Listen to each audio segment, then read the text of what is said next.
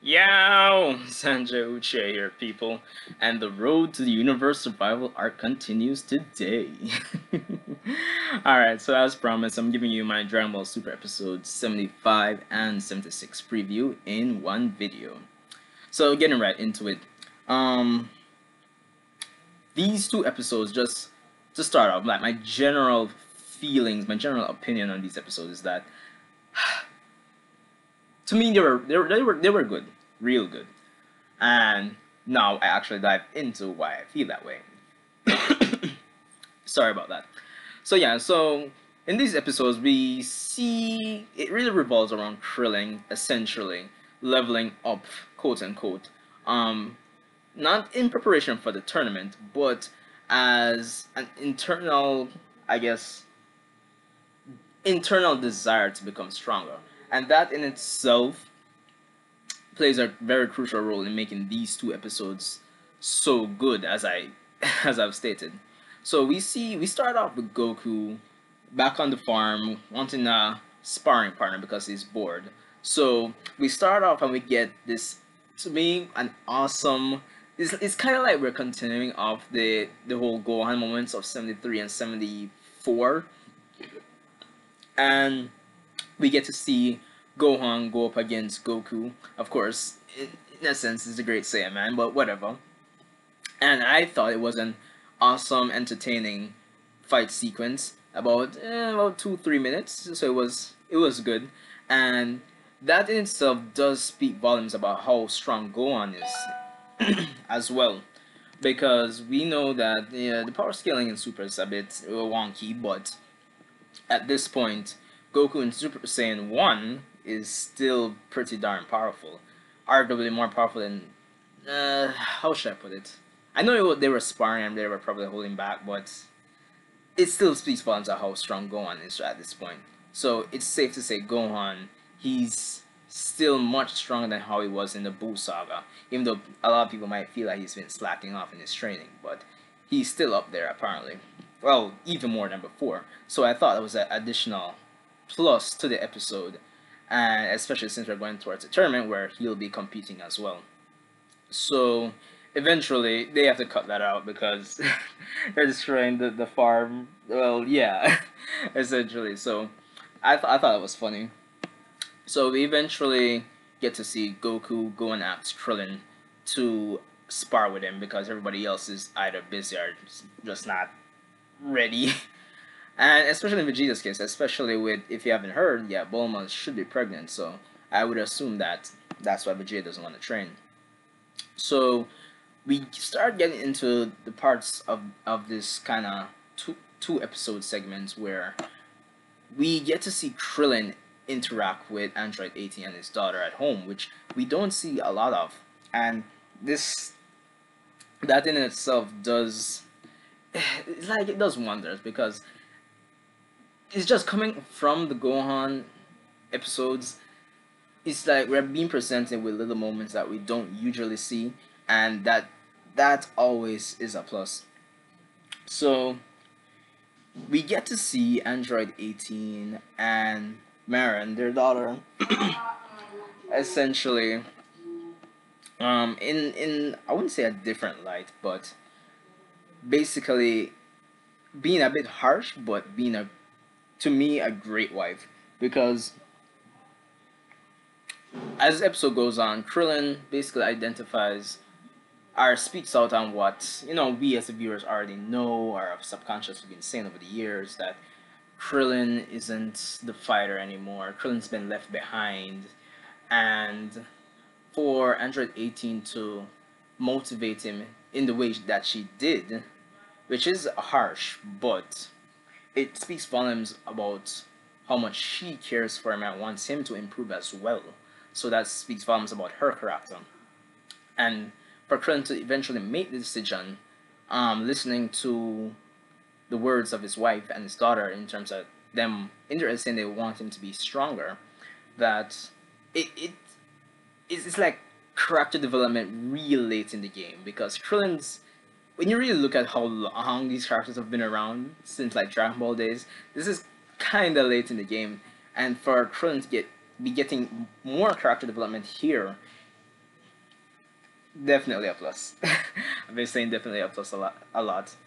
All right, so eventually we see Krillin and Goku start sparring, but they eventually feel it was right to go back to Master Roshi, which a nod back to the old days, which is is actually pretty nostalgic. I actually like that. So of course they bring the porno mags to to basically ask Roshi to train them, and it's then and there that Roshi essentially sends them on a kind of a race, a journey to collect this herb. It's kind of reminiscent of those little training sessions they had in early Dragon Ball, where they had to probably deliver milk or whatever. So that was cool. Um, but what makes it even more interesting is that once they get to the island, they meet Baba, which is another cool nod back, bringing back some more characters there. Um, it's on the island that their fears, the fears in their heart basically take form, which is pretty interesting, and it's part of Master Roshi's training slash trial. But I think more Krillin, more so Krillin than Goku. These are the fears of Krillin more than so than Goku. Um, and it's here that we get to see Frieza, Cell, Boo, the Ginyu Force. Am I missing anyone? Raditz, Nappa, Saiyan Saga Vegeta, and of course Tambourine, who was the first person to kill Krillin in Dragon Ball during the early days. So that was interesting because even though Krillin should be at least stronger than most of them, minus say Boo, Cell, um, and perhaps Frieza. It's kind of debatable if Krillin at this point is stronger than Namek Saga Frieza. It's kind of sketchy there. I'm not sure, but whatever. But yeah, it was quite interesting. And I thought it was like the perfect way to give Krillin some much needed character development. Because when you look at it, these are correct. A lot of these enemies are. Where they were enemies that Krillin himself, he went up against them, but he personally didn't defeat them. He always had to rely on somebody else. And the theme of him relying on somebody else, it plays pretty, it's like a recurring theme without throughout these two episodes in terms of Krillin's internal struggle when he's looking back on things, that is, and him feeling that he's not good enough. Even though I think it's still kind of debatable because Krillin should, I mean, it's been shown that Krillin can be pretty brave too, so it's still kind of sketchy there, but I wouldn't say it's a major, it's kind of just a nitpick of mine there. So eventually, Goku and Krillin go up against them, and even Bulma's there, which is, which I found to be like hilarious. I don't know, borderline stupid as well. So man, um, so yeah, we get a joint Kamehameha. They defeat them temporarily, and they eventually get separated. And it's eventually we get to see Goku go Super Saiyan and Super Saiyan 3, even though I think it's just like us seeing Goku use transform into a Super Saiyan, even though he didn't have to me personally, because of how the power scale is, and if the illusions are as strong as how the actual antagonist villains were back in the day, then Goku didn't really need to go Super Saiyan. But him transforming into Super Saiyan in itself, I feel it's for us. I wouldn't say fan service, but it's for us to really kind of, like when, alright, best way I could put it is like, like when Super Saiyan just came out, eventually everybody got it, then you kind of just, Super Saiyan, no big deal. It's kind of like, the more they lay off Blue, they save it for like the key moments. So, it kind of feels more hype when we see it again. But, I mean, that in itself is kind of down the drain because Goku does eventually go blue later down in the episode anyway, so, meh. But yeah, so they eventually get separated, and Krillin, they find that they can't leave until they actually find the herb, pass the test. And Goku eventually realizes that the illusions react to his power. So the more he increases in power, then the more the illusions grow stronger, which I guess kind of corrects the point I was saying earlier, that if they grow stronger, the more you grow stronger, then they would be basically comparable to Goku's base, more or less. Eh. So Goku eventually figures out that he has to control his ki essentially to essentially make them disappear and pass the test. Well, Mine's getting the herb. So essentially ki control. I was kind of reminiscent of the whole train with Whis to actually get Super Saiyan Blue. Um, Eventually, Krillin does figure this out as well, and it's after this that we see like his aura. It's I wouldn't say, I don't know if to say if it's godlike, like you know how the Super Saiyan Blue or the godlike auras flow, but he definitely unlocks some extra power there, and it makes me wonder that I might do a video on this tomorrow, but like it's kind of, I'm kind of wondering if anybody at this point can obtain God Ki if they control their ki in the right way. And it begs the question that is it that if Krillin, so basically I'm just throwing out there now. I'm theorizing that Krillin kind of unlocked God Ki because really and truly, as I said, it's this whole training is reminiscent of the whole training with Whis, and even though Master Roshi, when you really think about it, shouldn't really know anything about God Ki, he let's look at it. He's seen Super Saiyan God, Super Saiyan Blue. Um, I think he was there determined, was he? And he's still a master, martial arts master. So I don't think it's too far fetched that he found a way to actually unlock God Ki and just send Krillin and Goku on this training to get it, perhaps. But it's still a bit of a stretch. I'm no way outright stating that Krillin unlocked God Keys, just, you know, theory. It's possible. But yeah, so eventually we get to see even Super Shenron come out as an illusion. The inner core version, I suppose, but it was still a bit small.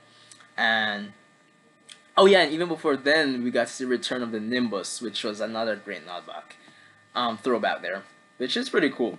Super does a lot of throwbacks, and whenever they do, it's usually pretty fun. And the episodes these throwbacks come in are usually pretty great, where I see it. I mean, when you think about it, the Kaioken, the Nimbus, Arale, stuff like that. So eventually, Goku breaks free from Super Shenron. We get a joint Kamehameha between Goku and Krillin, and they find the herb, and they go back to the island. And while they're there, Krillin, gives a little speech to Goku that, he can't really do the things that Goku that can, but he'll return to being a martial artist and seek to continuously improve himself. And that in itself, in these these two episodes, really serves to really develop Krillin in I think, a very satisfying way without it being too far-fetched or even bullshit. And that in itself, for what it's worth, makes these two episodes a definite A in my book. But yeah, of course, Goku didn't really understand what Krillin said for some reason. I don't know. One gripe I have with like these two episodes, and it's a recurring thing throughout Super. It just makes, well, specifically the anime version of Super, it makes Goku look like more stupid than usual. Like, I know he's not the sharpest knife in the crayon box. I know, but it's just, I don't know if it's because I'm used to the original Funimation dub. I know I have watched a bit of Kai, yada yada yada, here and there, but like, I don't know, man. Like, eh. But anyway, all in all, it was a great episode. They get back to the island, they get in the herb, yada yada yada. And yeah, that's basically more or less where the episode ends. Oh, and of course, we get to see a little later after that Krillin is requesting Goku to train again later. But of course, he can't go Super Saiyan. And yeah, there we go. All in all, as I said, great two episodes. Of course, the preview for next week's looking pretty lit. I might discuss that in a video by itself and on this Road to the Universe Survival Arc series. Um, as well. Dang it, what was I gonna say again? Shit. But yeah, just rate, comment, subscribe. Tell me what you thought about these episodes. I know you've seen them probably a million times or like years ago. I know. Share this video out and just look out for my next video tomorrow. As I said, there'll be a video each day this week. So stay tuned, subscribe if you haven't, and I'll see you in the next one.